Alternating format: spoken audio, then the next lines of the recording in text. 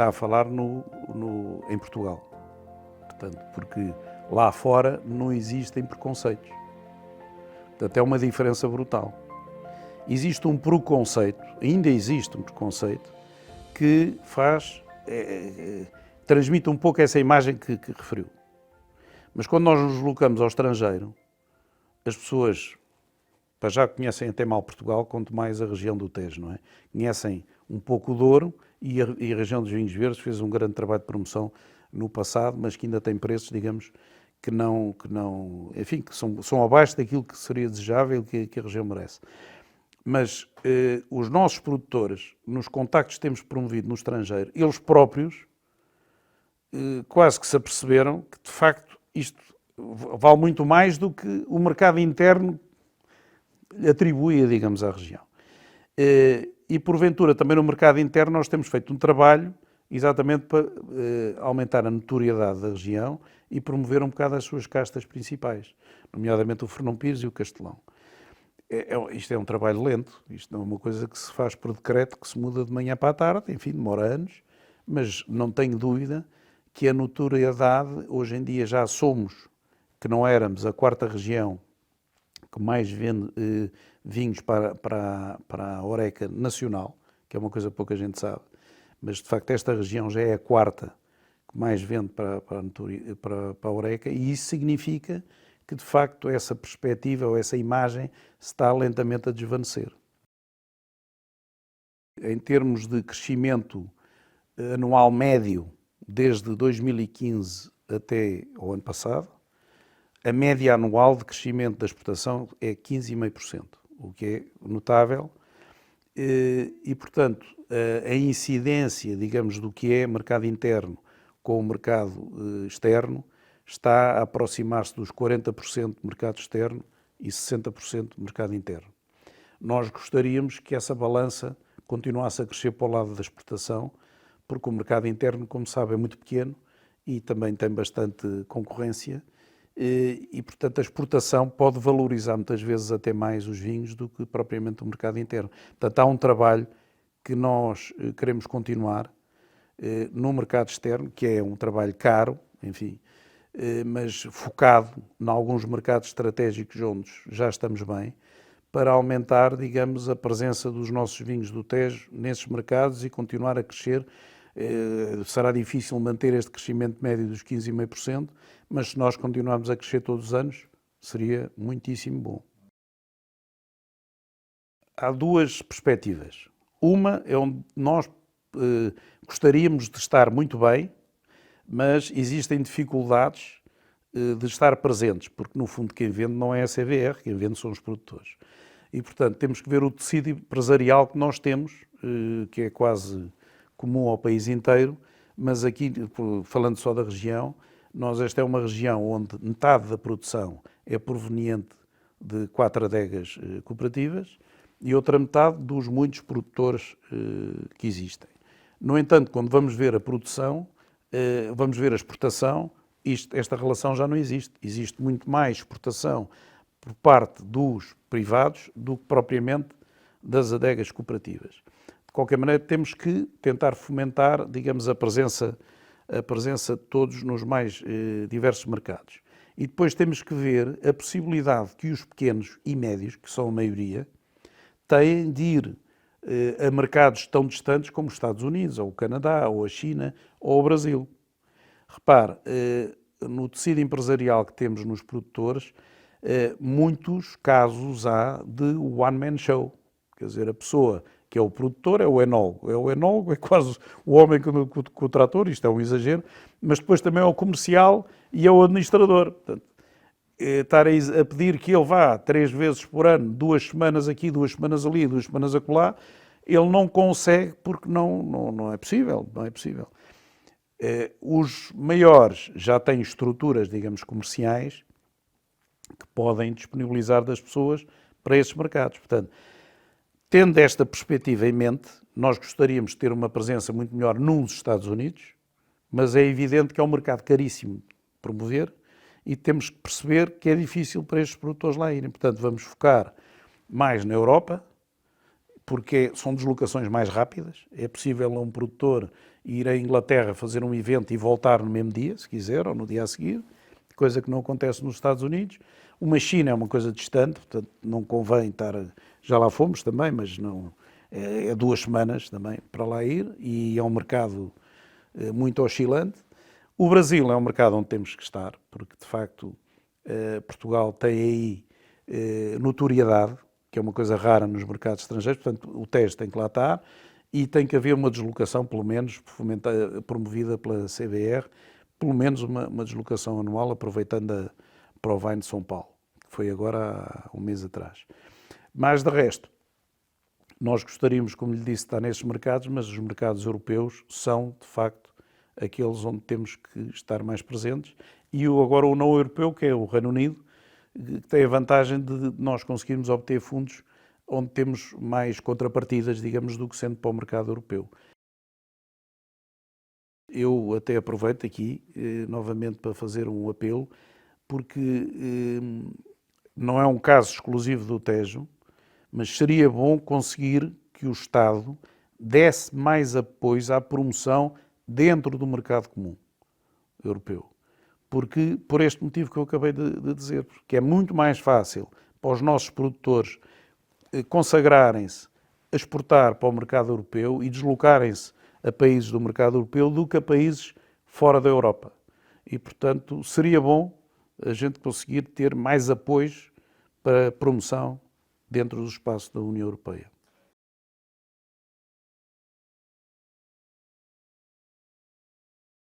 Que há uns anos eram 0. Como sabe, não apareciam novos... Hoje em dia há novos operadores. Ainda há bocadinho, quando vinha para aqui, vinha a falar com o Hugo Mendes, que é um deles. É um dos que estava em Lisboa, não é? Uma pessoa, mas que também está no Tejo. Ele é daqui, mas também já tem o seu, digamos, o seu negócio aqui. Para já, aqui nesta região, uma das maiores mais-valias que a região tem é a forma cordata com que todos os produtores, sejam eles cooperativas, sejam eles privados, se dão. Portanto, existe, com certeza, rivalidades comerciais, mas existe uma cordialidade nas relações. Portanto, e vê-se isso no funcionamento do Conselho Geral. Portanto, os nossos Conselhos Gerais funcionam bem. Quer dizer, as pessoas, claro que têm divergências, mas as divergências são tratadas de uma forma cordata e pacífica. E, portanto, isso, para a CBR e para mim em particular, tem sido fantástico, porque tivemos que, enfim, incentivar o setor cooperativo, em alguns casos, a meter-se mais na exportação, a fomentar, digamos, o seu setor comercial, mas nós temos aqui cooperativas que já têm vinhos muitíssimo de alta qualidade. A quantidade não é oposta à qualidade. Portanto, existem grandes padrões de qualidade, não só no campo, como depois nas próprias adegas, que são respeitadas pelos cooperantes e pela cooperativa em si, ou pelas cooperativas, e, portanto, os vinhos das cooperativas, hoje em dia, em concursos que participam lá fora, em provas que nós até promovemos junto de opinion makers estrangeiros, obtêm classificações muito boas. Portanto, e relativamente à relação entre eles, não pode ser melhor. Acho difícil que haja alguém de uma CVR que esteja numa situação como eu, que possa aspirar a ter melhor relacionamento entre, digamos, os vários players do que nós temos aqui. Acho muito difícil. Na altura, eu estava ligado a uma empresa do setor, era administrador de uma empresa daqui da região do Tejo, pertencia a um produtor de referência e, portanto, era interessante a união das duas regiões, porque me dava acesso a mais vinho, não é?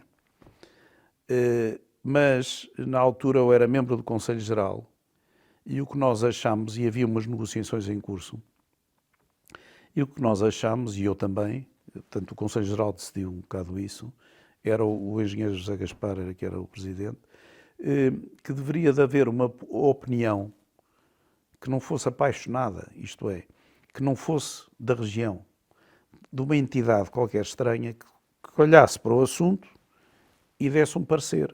E dizer, olha, eu acho que sim, que devem por isto ou por aquilo, tem os pontos fortes, os pontos fracos e tal, que eu agora já não me lembro quais foram, mas de facto esse assunto depois foi tratado. E até na altura, antes de eu assumir este cargo, tinha sido atribuída em budget uma verba para se fazer um estudo. Quando eu entrei para presidente, eu acho que a primeira coisa que nós temos que fazer é exatamente este estudo, para perceber se a gente vai retomar as negociações ou não vamos, falamos com Lisboa. E na altura era já presidente de Lisboa o Vasco. O Vasco Avilés era presidente de Lisboa e depois conto uma cena engraçada que tivemos os dois. Eu não lhe pedi autorização, mas vou contar que ele acho que ele não se importa. Mas, entretanto, quem é que vamos? Consultámos várias entidades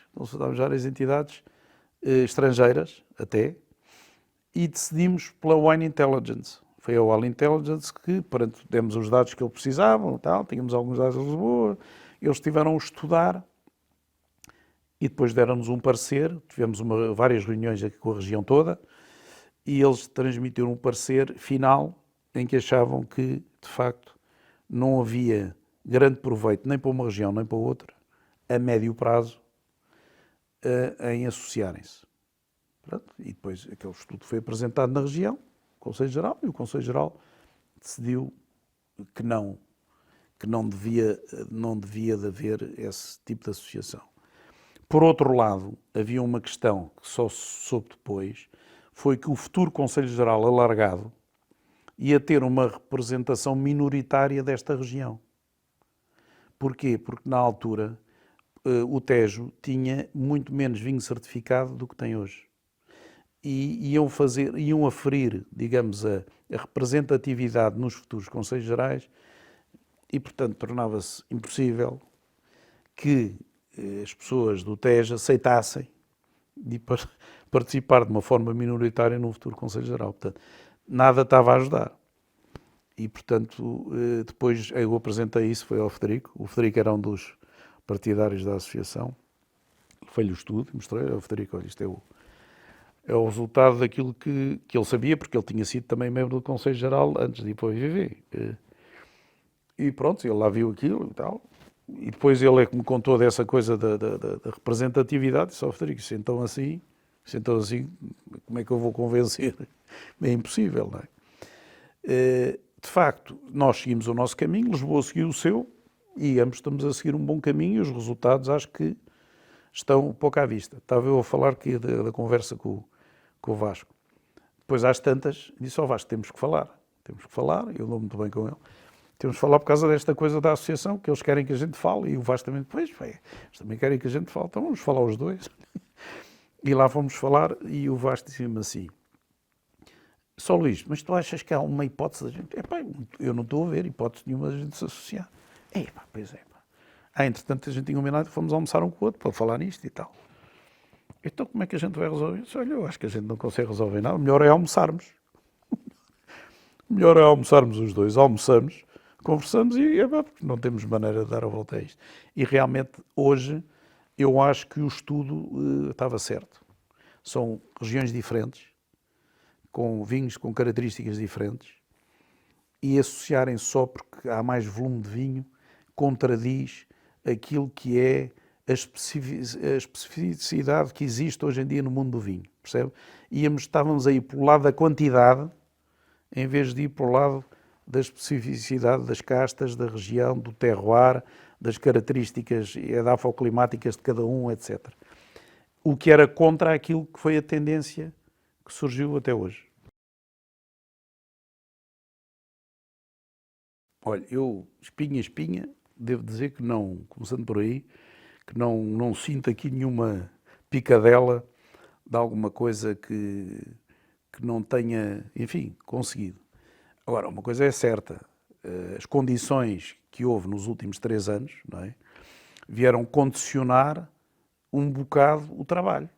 Portanto, a pandemia vieram obrigar-nos a vocacionar, digamos, um bocado de apoio às marcas que estavam mais dentro da grande distribuição, porque o consumo em casa subiu vertiginosamente, como se veio a verificar, e, portanto, as regiões só cresceram quem estava com boa presença nas grandes superfícies, porque, infelizmente, os pequenos e médios produtores deixaram de ter horeca para poder vender e tal.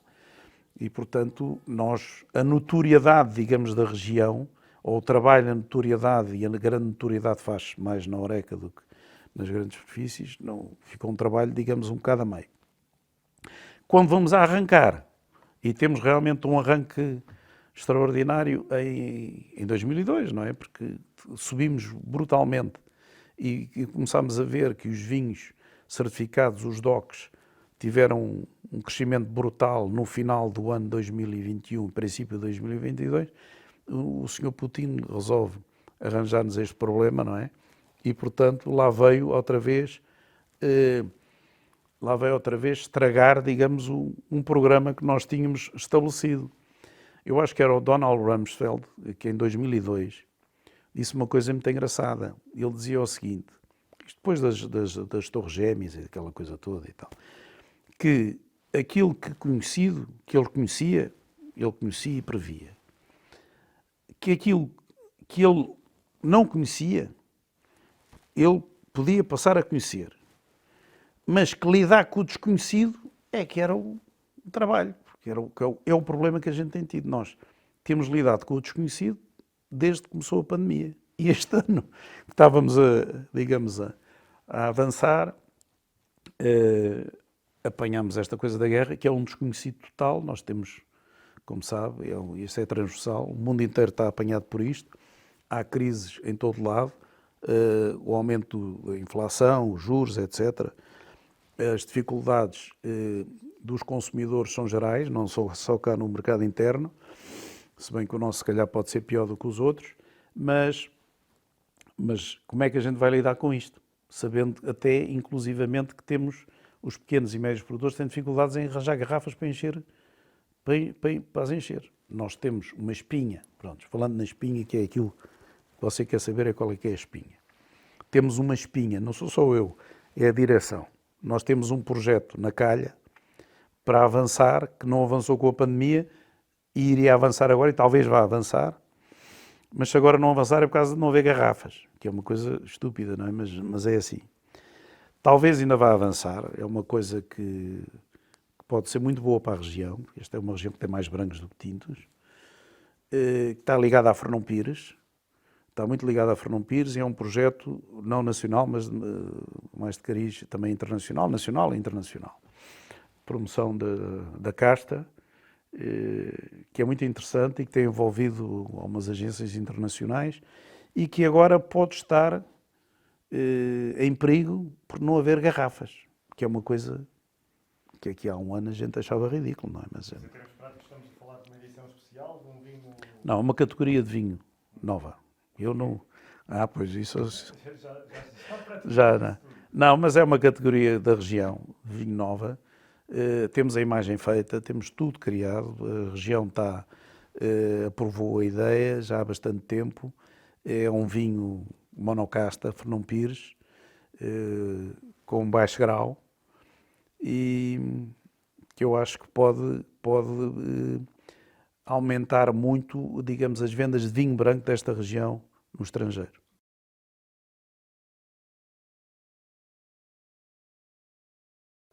Quando fui convidado por parceiros da região para assumir este cargo, foi no sentido de tentar organizar os serviços da CDR e profissionalizar esses serviços. Foi este. Pediram, se pudesse e tal, ajudava, aquilo está muito bem, mas seria bom. Portanto, imediatamente antes de mim, o engenheiro José Gaspar, e antes dele teve o Pedro Castro Rego, o engenheiro também Pedro Castro Rego, fizeram ambos um excelente trabalho, na época em que foi, não é? Quando eu entrei, sou muito virado para o lado da promoção. Acho que é muito bom fazermos bom vinho, mas se não tivermos quem o compre, de pouco serve, não é? E, portanto, achava que havia aí, e há até a nível nacional, uma falha que nós sabemos produzir, mas depois temos dificuldade em saber vender. E, portanto, que havia que colmatar isso. Portanto, se me pergunta como é que eu gostaria que tivesse ajudado de alguma forma, a esta região ter mais notoriedade do que tinha antes de eu entrar e de ter mercados firmes e sólidos no estrangeiro, para onde habitualmente continuo a vender o vinho. E que a equipa que fica, que é muito boa, a equipa, nada se faz sozinho. Eu sou só o presidente da CVR, mas eu não executo tudo. Portanto, nós temos lá uma equipa hoje em dia que de facto é profissional, trabalha muitíssimo bem. Nós hoje estamos divididos em 3 sítios, porque há 3 coisas a correr ao mesmo tempo, não só esta. E, portanto, as pessoas têm a bagagem suficiente, têm a liberdade de ação suficiente e, portanto, vai ficar, com certeza, quando eu sair, uma equipa boa, coesa e profissional. E eu gosto de sair dos sítios sem fazer falta. Isto é, fui-me embora e aquilo continua a rolar. É assim que eu gosto.